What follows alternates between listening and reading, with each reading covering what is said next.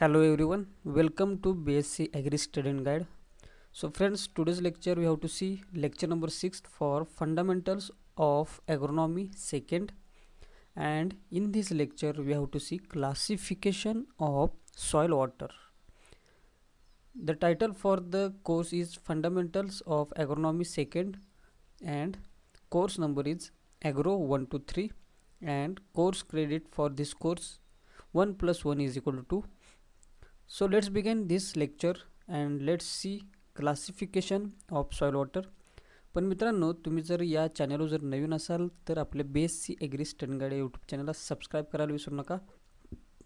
त्याचप्रमाणे ज्या PDF notes असतील तर त्यासाठी टेलिग्राम ग्रुप जॉईन करायला विसरू नका, आणि सर्व ज्या अपडेट असतील त्यासाठी व्हॉट्सअप ग्रुप जॉईन करायला विसरू नका.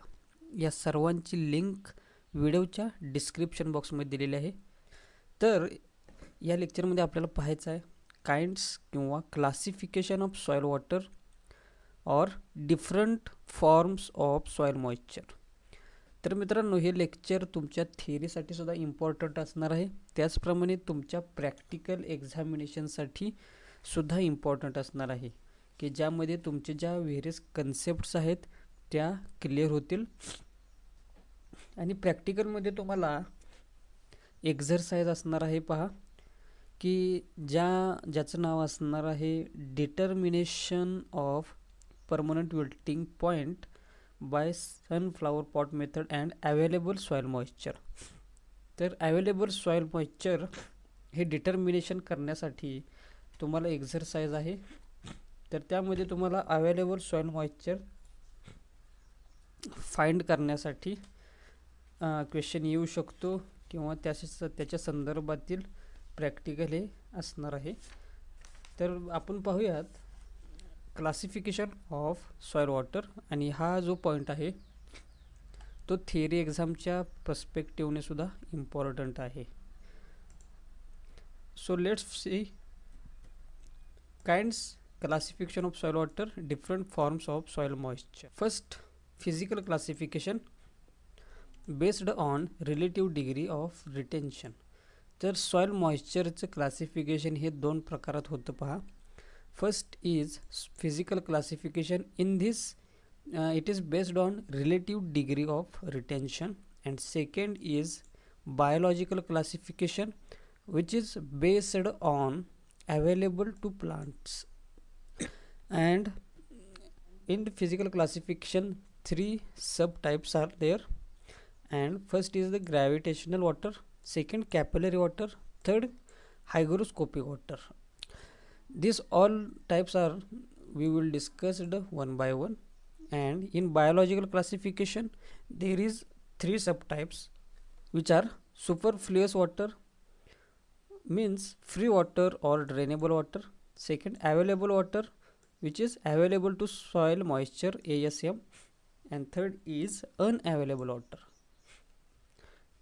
These 3 subtypes we will discuss one by one in this lecture. तर फिजिकल क्लासिफिकेशनच्या वरती 3 सबटाईप आहेत.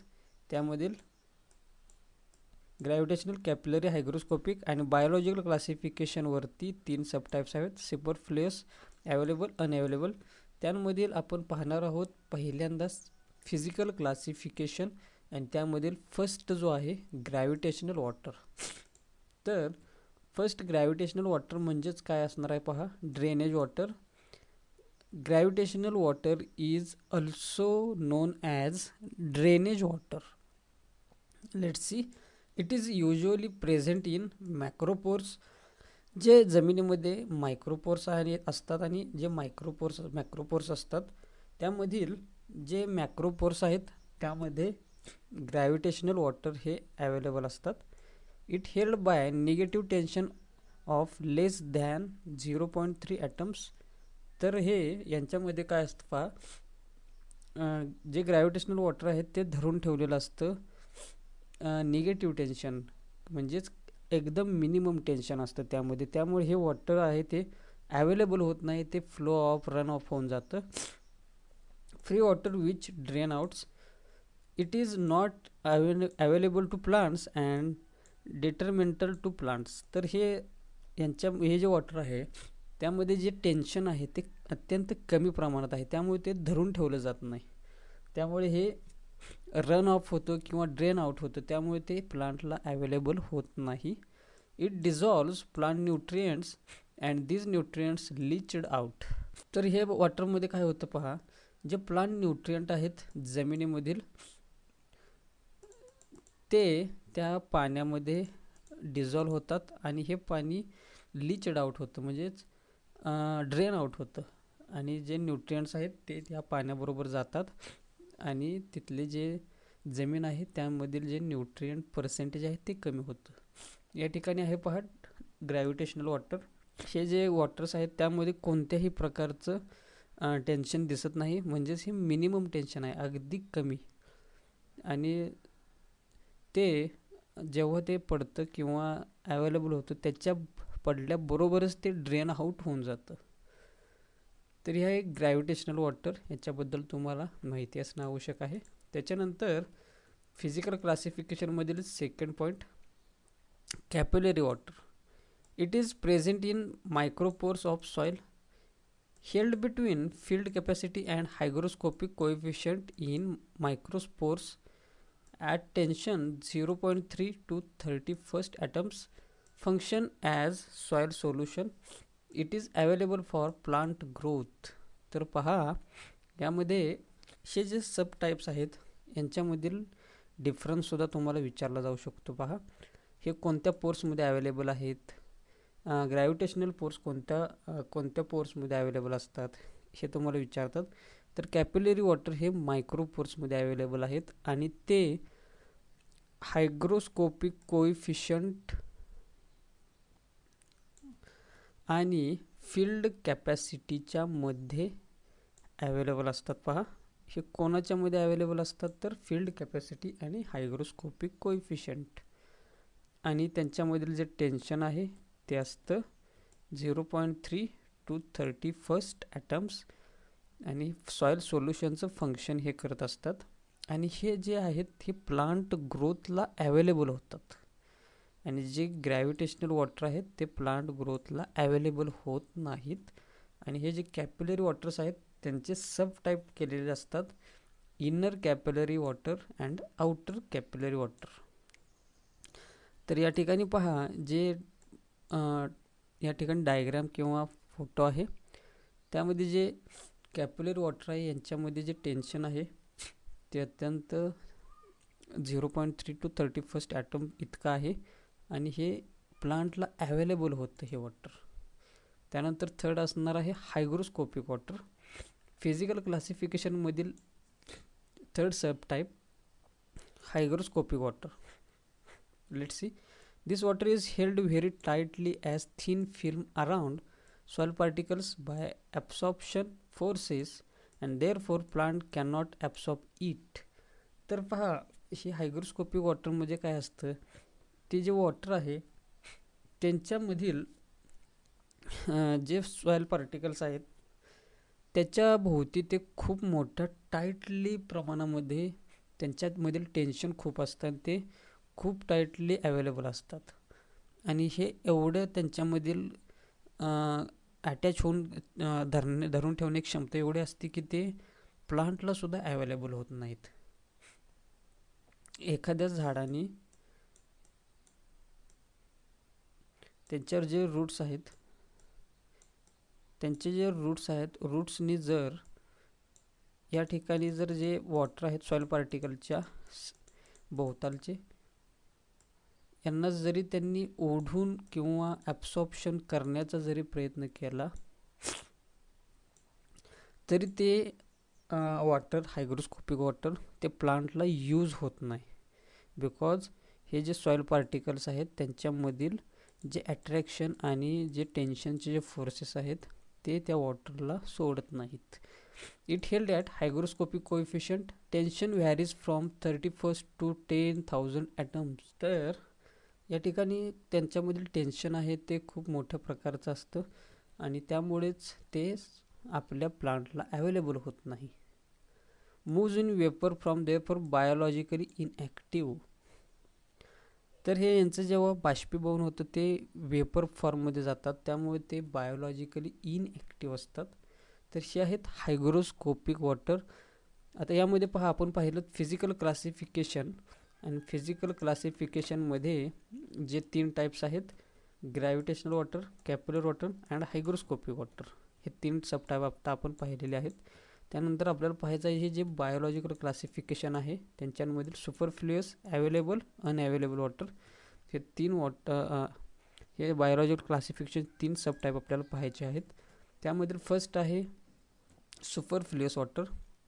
त्यासाठी पहा, there is certain relationship between soil moisture retention and its utilisation by plants on the basis superfluous, available and unavailable water are recognised.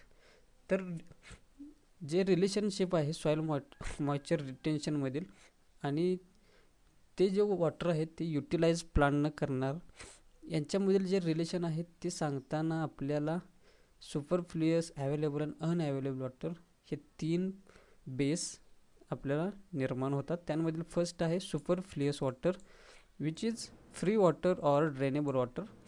It is excess of that held in soil at field capacity and has no use for higher plants. This water is held at tension below 0.1 to 0.3 atmosphere. या ठिकाणी ATM long form atmosphere आहे पहा. It is non as free or gravitational water.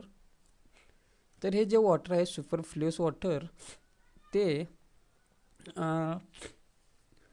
Field कॅपॅसिटीवरती असतात आणि जे मोठे plants आहेत, higher plants, यांच्या यूजला येत नाहीत ते, बिकॉज ते ड्रेनेबल वॉटर असतं किंवा फ्री वॉटर असतं, जमिनीवरून वाहतं पाणी म्हणतात त्याला. आणि यांच्यामध्ये जे टेन्शन आहे ते कमी असतं 0.1 टू 0.3 ॲटमॉस्फिअरपर्यंत. आणि सुपरफ्लुअस वॉटरलाच फ्री ऑर ग्रॅव्हिटेशनल वॉटर असं देखील म्हणतात. या ठिकाणी पहा, हे जे डायग्राम किंवा फोटो आहे पहा, unnecessary due to being more and enough adjective, the irrigation canals help to control superfluous water to ensure that crop would be not become flooded during the heavy rains. जे superfluous water म्हणजे आपले जे field आहे त्यामधून openly वाहत जाणार पाणी, की जे ड्रेनेबलच असतं. ओके. त्यानंतर बायोलॉजिकल क्लासिफिकेशनमधील दुसरा सब टाईप असणार आहे तो आहे available water, which means available soil moisture or ASM, soil moisture between field capacity and permanent wilting point. आता हे तुम्ही लक्षात ठेवायचं आहे पहा, कोणकोणते वॉटर आहेत ते कोणाच्या मध्ये अवेलेबल आहेत, त्यानंतर त्यांचं जे टेन्शन आहे त्यांच्या टेन्शनमधील किती आहे, ते प्लांटला यूज होतं की नाही होत. Available water is available for plant use and tension between available water is 0.3 to 15 atmosphere and formula for available water is, हे फॉर्म्युला इम्पॉर्टंट आहे पहा, तुमच्या कोणत्याही नोट्समध्ये हा सापडणार नाही. Field capacity minus permanent wilting point upon 100 into bulk density into depth of infiltration. तर हा आहे फॉर्म्युला. ह्या फोटोमध्येच पहा, जे अवेलेबल वॉटर आहे ते फील्ड कॅपॅसिटी या ठिकाणी आहे फील्ड कॅपॅसिटी, आणि हा आहे परमनंट विल्टिंग पॉईंट. या दोन्हीमधील जे वॉटर असेल ते असेल अवेलेबल वॉटर. आणि ही जो फॉर्म्युला आहे तो इम्पॉर्टंट आहे, तुम्हाला प्रॅक्टिकलला सुद्धा हा फॉर्म्युला होईलच. त्यानंतर तिसरा टाईप असणार आहे बायोलॉजिकल क्लासिफिकेशनमधला unavailable water. It is held in soil at permanent wilting point is equal or greater to 15 atmosphere.